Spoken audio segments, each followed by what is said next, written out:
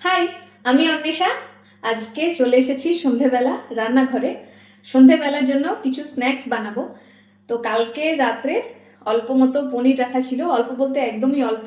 তো আমি ভেবেছিলাম যে টুকটাক কিছু বানাবো, সেই জন্যে আজকে রান্নাঘরে চলে এসেছি। দেখা যাক, ফ্রিজে রাখা আছে পনিরটা, তো একটু পনিরটা ঠিক হোক তারপরে বানাবো। এই যে পনির একদমই কয়েকটা পিস আছে। মা এগুলো বলছিল যে ভেজেই খেয়ে নিতে, কিন্তু আমি বললাম যে থাক, যদি কিছু বানানো যায় একটু ট্রাই করি। তো আজকে মন হয়েছে, সেই জন্য বললাম রেখে দাও। এরপর একটা আইডিয়া মাথায় এসেছে, সেই জন্যে ভাবলাম তোমাদের সাথেও শেয়ার করি। তো চলো দেখতে থাকো কি কি করি। আজকে যেহেতু বার, সেই জন্যে নীল পূজা, কালকে চড়ক পুজো, সেই জন্যে আজকে বার, আগের দিন।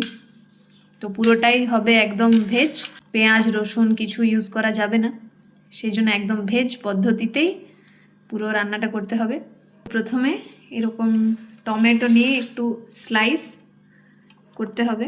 ফ্রিজ থেকে একটু বার করে রেখেছি, নয়তো প্রচুর ঠান্ডা হয়ে গেছে। এটা হালকা হলুদ আর একটু নুন দিয়ে ভেজে রাখা হয়েছে, সেই জন্যে আজ যেটা বানাচ্ছি সেটাতে আমি কোনো রকম নুন বা হলুদ ইউজ করতে চাইছি না। তো এরপর দেখা যাক, মন যদি হয় তখন একটু একটু ছিটিয়েও দিতে পারি। মোট কথা পনিরটা এরকমভাবে রেডি করে নিলে ভালো হয়।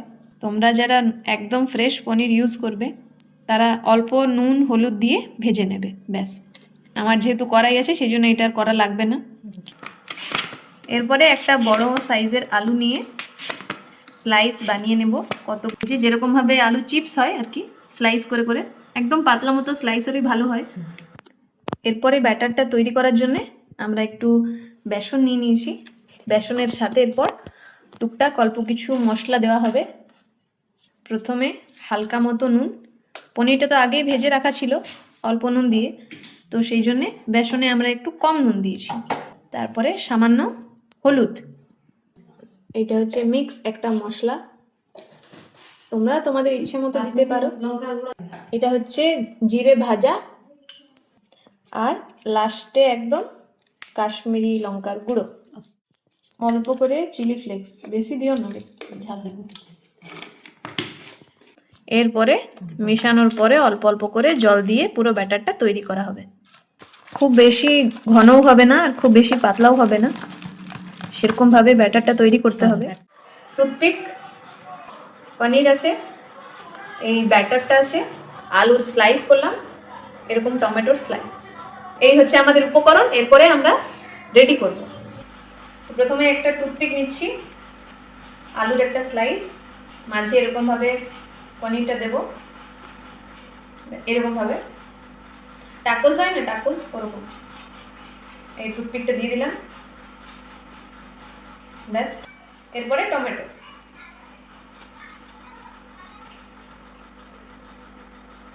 ব্যাস, এই যে রেডি। আবার আরেকটা বানিয়ে দেখাই তোমাদের সাথে। একটা এরকম আলুর স্লাইস নিয়েছি, মাঝে একটা পনির দেব, টুথপিক দিয়ে পনিরের পেট দিয়ে একদম ছুরি চালিয়ে দিয়েছি।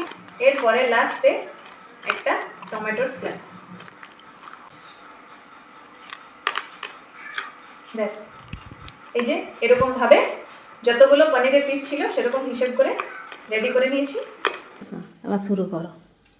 নিয়ে নিয়েছি এইটাতে, এই যে বেসনের ব্যাটারটাতে প্রথমে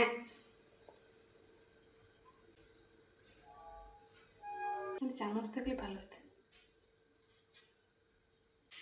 হবে না, একটু হোক না, তারপর ছাড়বে। চামচটা নিচ্ছে। কেমন লাগছে? ভালো, হ্যাপি। হ্যাপি? আমি আর মা মিলে বানিয়েছি, সাথে একটু মিয়োনিজ আর সস নিয়ে নিয়েছি।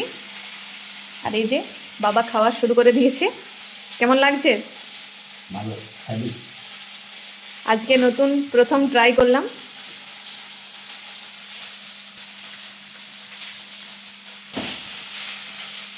বাবা তো খেয়ে নিয়েছে, এরপরে আমি খাবো, খেয়ে দেখি। মাও খেয়েছে, দুজনেরই ভালো লেগেছে। আমরা প্রথমবার এটা ট্রাই করলাম, আর এটার নাম দিয়েছি মিনি পনির স্যাটে। সাথে নিয়েছি মিয়োনিজ, একটু মিয়োনিজ দিয়ে খাবো, দেখি কীরকম হয়।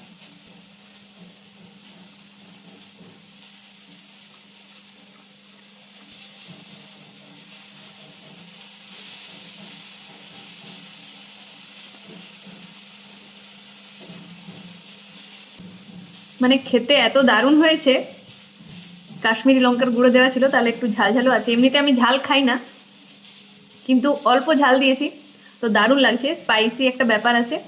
মাঝে মাঝে মনে হয় মাথা থেকে এত আইডিয়া বেরোয়, একটা দোকান খুলে বসলে হয় স্ট্রিট ফুডের, তাহলে বিশাল বিক্রি হবে।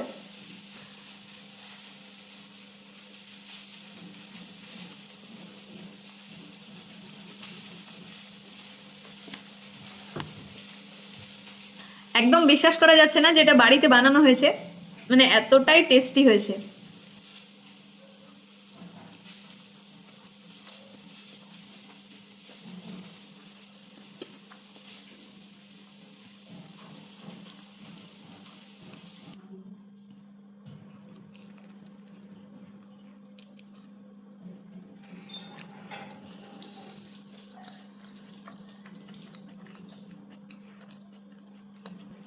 নিজের হাতে নিজে প্রশংসা করছি।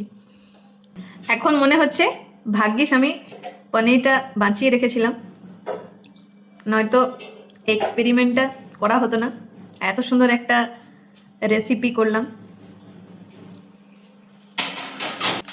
আজকে যেহেতু বার, সেই জন্যে পেঁয়াজ রসুন কিছু ইউজ করিনি, তবে ওগুলো ইউজ করলে আরও ভালো হতো, আরও কোনো দিন ট্রাই করব। লাস্ট একটা মিনি পনির স্যাটে আছে। আজকের মতো এখানেই ভিডিওটা শেষ করছি। দারুণ খেতে হয়েছে, তোমরাও বাড়িতে বানিও, আর অবশ্যই কমেন্ট করে জানাবে কীরকম লাগলো আজকের ভিডিওটা। ভালো লাগলে অবশ্যই লাইক করে দিও আর ফলো করে পাশে দেখো। চলো টাটা, আর চ্যানেলটাকে সাবস্ক্রাইব করে দিও। চলো টাটা।